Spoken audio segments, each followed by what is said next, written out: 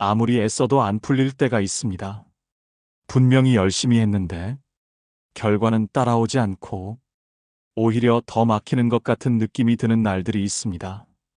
그 간격이 너무 클 때 사람은 스스로를 탓하기도 하고 때로는 설명할 수 없는 무언가를 탓하기도 합니다. 내가 뭔가 잘못하고 있는 건지 아니면 원래부터 나에게 불리한 흐름이 있는 건지 그 경계조차 가늠하기 어려워지는 순간이 옵니다. 그리고 그 순간이 반복될수록 사람은 점점 지쳐가기 시작합니다. 잘 살아보려 했는데 왜 이렇게 안 되는 걸까? 그 물음이 쌓이면 막힘은 더 무거워지기도 합니다. 그냥 내가 운이 없는 사람인가 싶어지는 그런 날이 오기도 합니다. 어쩌면 그 막힘은 내가 부족해서만이 아닐지도 모릅니다. 나보다 훨씬 오래전부터 어딘가에서 시작되어 이어져 온 흐름이 지금 이 순간과 조용히 닿아 있는 것은 아닐까요? 그 흐름을 이해하게 되면 막힘을 바라보는 시선이 조금은 달라질 수 있습니다. 그리고 그 달라진 시선이 삶을 대하는 방식까지 조금씩 바꾸어 놓을지도 모릅니다. 오늘은 그 이야기를 불교적 시선으로 함께 들여다보겠습니다. 비슷하게 살아온 것 같은데 어떤 사람은 어느 순간부터 술술 풀리고 어떤 사람은 계속 같은 자리에서 막히는 것 같을 때가 있습니다. 분명히 노력의 양도 비슷하고 살아온 환경도 크게 다르지 않은데 결과의 결이 달라지는 지점이 생깁니다. 같은 시기에 같은 회사에 들어갔는데 한 사람은 기회를 만나고 다른 사람은 벽만 만나는 경우처럼 그 차이를 실력이나 노력만으로는 설명하기 어려운 순간이 분명히 존재합니다. 그럴 때 사람들은 흔히 말합니다. 집안이 달라서, 조상이 달라서, 타고난 복이 다르다고. 그 말이 위로가 되는 사람도 있고 오히려 더 허탈해지는 사람도 있습니다. 그 말 안에는 단순한 미신이 아니라 살면서 직접 느낀 무언가에서 비롯된 설명되지 않는 흐름에 대한 오래된 감각이 담겨 있지 않을까요?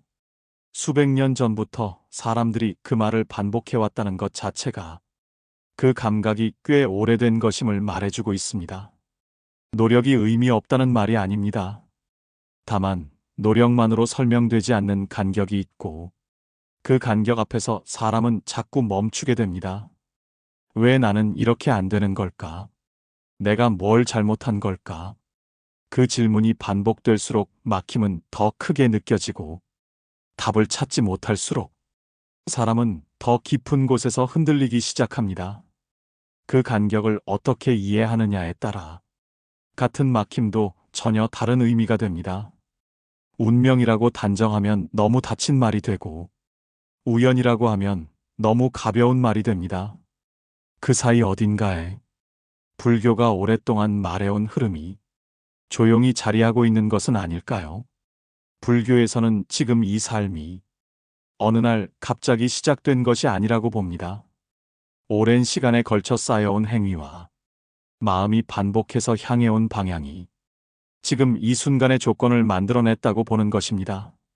그것은 단순히 전생이나 신비로운 이야기가 아닙니다. 내가 어떤 방식으로 살아왔는가가 지금 내가 마주하는 상황의 토대가 된다는 매우 현실적인 이야기이기도 합니다. 그것을 업이라고 부릅니다. 내가 지어온 것만이 아닙니다. 나보다 앞서 살아간 이들이 오랫동안 반복해온 습관과 태도와 선택의 방향이 시간을 따라 흘러 지금 여기에 조건처럼 깔려 있는 것일지도 모릅니다. 그 조건은 눈에 보이지 않지만 삶의 방향을 조용히 만들어가는 힘이 되기도 합니다. 조상이 무언가를 직접 주거나 막는 것이 아닙니다. 그들이 살아간 방식 그 자체가 하나의 흐름이 되어 우리 안에 스며 있는 것은 아닐까요? 그 스밈은 눈에 보이지 않지만 삶의 결 안에 조용히 녹아 있습니다. 씨앗을 심은 사람은 오래전에 떠났지만 그 씨앗이 자라고 있는 땅은 지금 여기에 있는 것처럼 그 땅 위에 서 있는 사람이 바로 나일지도 모릅니다. 어떤 집안에서는 위기를 다루는 태도가 닮아 있습니다.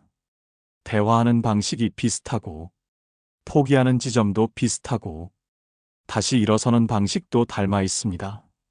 그것이 단순한 습관의 전달처럼 보이지만, 불교적으로 보면 그 흐름 자체가 업의 또 다른 이름이 아닐까요? 그 흐름은 나를 가두는 것이 아닙니다. 내가 어디서 왔는지를, 그리고 지금 어디에 서 있는지를 조용히 알려주고 있는 것입니다. 애쓸수록 더 막히는 느낌이 드는 순간이 있습니다. 될 것 같아서 더 밀어붙이는데 오히려 더 단단하게 막혀버리는 경험을 한 번쯤 해본 적이 있을 것입니다. 그 막힘 앞에서 더 세게 밀수록 소진되는 것은 결과가 아니라 나 자신일 때가 있습니다. 밀어붙이는 힘이 강할수록 막힌 곳에서 더 큰 저항이 생기는 것일지도 모릅니다. 업의 흐름은 억지로 꺾이지 않고 잠시 내려놓을 때 비로소 방향을 드러낼 때가 있습니다. 강물이 바위를 만나면 부수려 하는 것이 아니라 자연스럽게 돌아 흐르는 것처럼 막힘 앞에서의 멈춤은 방향을 다시 찾는 시간입니다. 몇 달째 이직이 안 풀리던 사람이 조급함을 내려놓고 잠시 멈추었을 때 오히려 전혀 생각하지 않던 방향에서 기회가 닿아온 경우가 있습니다. 그 멈춤은 포기가 아니었습니다. 흐름이 어디로 향하고 있는지를 다시 읽기 시작한 시간이었던 것은 아닐까요? 그리고 그 읽음이 새로운 방향을 열어주었습니다. 애씀 자체가 하나의 업이 되고 그 멈춤 또한 새로운 인연으로 이어집니다. 안 풀릴 때 우리는 자꾸 바깥을 봅니다. 누가 문제인지, 무엇이 막고 있는지, 환경이 나쁜 건지, 타이밍이 나쁜 건지, 자꾸 밖에서 이유를 찾으려 합니다. 그 시선이 잘못된 것은 아닙니다. 다만 그것만으로는 부족할 때가 있습니다. 불교는 흐름의 방향이 언제나 안쪽에서 바깥으로 간다고 봅니다. 내가 무엇을 보고 있는가가 내가 무엇과 닿게 되는가와 이미 연결되어 있지 않을까요? 내 안에 오래 쌓여온 것이 바깥에서 무엇을 만나느냐를 조용히 결정하고 있습니다. 같은 상황인데 어떤 사람은 그 안에서 가능성을 읽고 어떤 사람은 그 안에서 위험만을 읽습니다. 그 읽는 방식의 차이가 이미 오래 쌓여온 습에서 오는 것일지도 모릅니다. 그 습은 어제 오늘 생긴 것이 아닙니다. 오랜 시간 반복되어 온 마음의 방향이 지금 이 순간의 시선을 만들고 있습니다. 알아차린다는 것은 그 습의 흐름을 억지로 바꾸려는 것이 아닙니다. 내가 지금 어떤 방식으로 보고 있는지를 잠시 멈추고 바라보는 것입니다. 그 바라봄만으로도 흐름은 조금씩 달라집니다. 결과가 보이지 않아도 지금 이 순간에도 무언가는 쌓이고 있습니다. 업은 당장 드러나지 않습니다. 하지만 조건이 갖추어지면 반드시 어떤 형태로 나타납니다. 지금 보이지 않는다고 없는 것이 아닐지도 모릅니다. 땅 아래에서 뿌리가 자라는 시간이 겉으로는 아무것도 없는 것처럼 보이지만 그 시간이 없으면 꽃도 없는 것처럼 주변에서 알아주지 않아도 포기하지 않고 자기 자리에서 묵묵히 쌓아온 사람이 어느 날 전혀 다른 곳에서 인정받게 되는 경우가 있습니다. 그 사람이 특별히 운이 좋았던 것이 아닙니다. 그 시간 동안 쌓인 것들이 결국 하나의 흐름이 되어 돌아온 것입니다. 지금 이 순간의 싸움이 나의 다음 흐름을 조금씩 만들어가고 있지 않을까요? 보이지 않는다고 멈추어 있는 것이 아닙니다. 아무리 애써도 안 풀릴 때 그 막힘이 무능의 증거는 아닐지도 모릅니다. 무언가 잘못되어서가 아니라 오랜 흐름이 방향을 바꾸는 중일 수 있고 아직 조건이 다 갖추어지지 않은 것일 수도 있습니다. 막혀 있는 것처럼 보이는 그 시간이 사실은 다음 흐름을 준비하는 시간일지도 모릅니다. 그 이유를 정확히 알 수는 없습니다.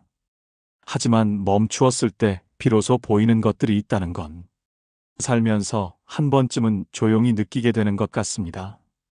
애쓰는 동안에는 보이지 않던 것들이 멈추는 순간 눈에 들어오는 경험, 그것 자체가 흐름이 보내는 신호가 아닐까요?